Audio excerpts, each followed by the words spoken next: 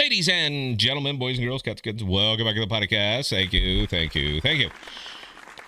Adam, we have a problem, and we're going to continue to have a problem, guys. This is we've tiptoed around this for a very, very long time, and we're going to continue to tiptoe around it until people start to face a little bit of economic reality. Now, one of the big economic reality elements of Adam is the fact that, one, it really doesn't do anything. I think we're all pretty well aware of that. And two, it is a very, very expensive token to maintain. It is incredibly expensive to maintain security for that chain. What I mean by that is look at the validators, how much is on there, the percentage that they're paid out, the endless sell pressure that seems to come up on this thing, and et cetera, et cetera, et cetera. Now, Adam does have one thing very, very going for it. And that is they have one hell of a war chest. And really that's what this is, and what this whole video is about, is the fact that they're effectively the last animal out here in the Cosmos ecosystem. And look, I'm pro Cosmos. Look, man, I got the hat. That's all you need, man. Wear the hat and you're one of the guys. But we're going to have to grow our way out of this. But we're not going to grow our way out of this doing the same old thing that everybody else has been doing. And eventually, hopefully very, very soon, people are going to start to come to that realization. Now, what do I mean by that? What I mean is we spent a lot of time, a lot of effort, a lot of money, a lot of manpower building bridges to everything. And while that's great, you can say, hey, look at me, man, we bridged everything to everything. It started from a faulty premise that what you're bridging to and all the other tokens that you're integrating in here is actually something that somebody wants to buy. And crypto is kind of proving that as a whole right now that it really isn't. The bubble happened. That was 2020, 2021, all that stuff. The bubble happened. It was great, flying high again. But it was ignoring the laws of economics. And you cannot ignore... You can ignore the laws of economics, but you can't ignore the results of ignoring the laws of economics, and that's why you see what you see here. This token has to perform. Adam and Osmo both have to perform, but they are both terribly, terribly expensive. And I'm not really seeing anything that would inspire me to more or less stick around, because I think they're going at it the wrong way. Now, my opinion, which is correct, by the way, this is people will catch up. They'll catch up with me. I'm usually ahead. You're gonna have to grow your way out of this, but you're not gonna grow your way out of this with bridges. You're gonna grow your way out of this with apps. And I'm talking Web3 abstracted, Web2 consumer facing apps. We keep waiting. This is one of the things that we're really good at crypto, is moving the goalposts. Just wait for the ETFs. Just wait for this. Just wait for the SOMC. Just wait for rate cuts. It's always just wait, just wait, just wait. But nobody seems to be able to wrap their head around that you can wait all day and all year and for a decade, and what already happened is not going to repeat. There is no alt season coming. This is the building time. And the people who have it right are the ones that are going to be successful out of here. And these are the ones that appeal to Web 2. You guys know I have my favorites. I love Akash. I love Jackal. I'm a big fan of OmniFlix. I'm starting to come on board with the Plank team, because they're mobile focused, and that's the way it needs to be.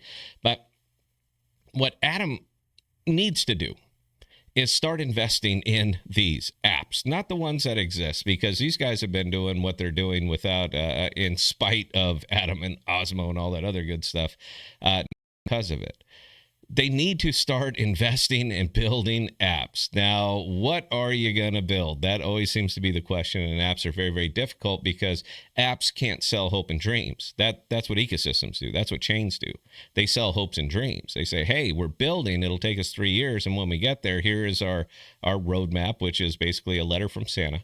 And by the time we get there, it's gonna be great, and everybody's gonna make a whole bunch of money. But that didn't happen, because we've caught up to the future. And when you caught up to the future, you can see that effectively everything out here is just red and bleeding and hurting. So you can continue to double down on what hasn't worked, or you can maybe take a shot at what might work. Now, there's no reason whatsoever that that the ICF, that the people who actually have money left can invest in Web3 abstracted Web2 apps and simply take a piece of them. You don't have to say it has to transact on my chain. Everything has to happen on my chain. You could literally see something that you think is going to be successful, that you think people are going to resonate to, with teams that are going to go out there and hustle for users, and you simply get a piece of it. That is capital investing. That's the way it works. And Atom is one of the last people that are out here that can do it, because they're one of the last teams out here that actually still has money. I think it's worth considering at this point. Now, we're going to prove it. I'll have my own metrics up here to show this, because Siggy is getting ready to launch, and we did this with no help at all. We bootstrapped the entire thing. And when we push it out, and when we do get users, and when we do start to grow this, and when we are onboarding people to crypto without them knowing that they are being onboarded to crypto, then it's going to prove that what I'm talking about is not theoretical. It's actually business. That's what Atom needs to do. Right now, we're so busy talking about how do we save Atom? How do we find a use case for Atom? How can we do all of these things? As opposed to simply looking at the things that TradFi does and doing them better with all of the benefits that come along with Web3 infrastructure rails. We're cheaper, we're safer, we're faster, we're private, our security is wildly better.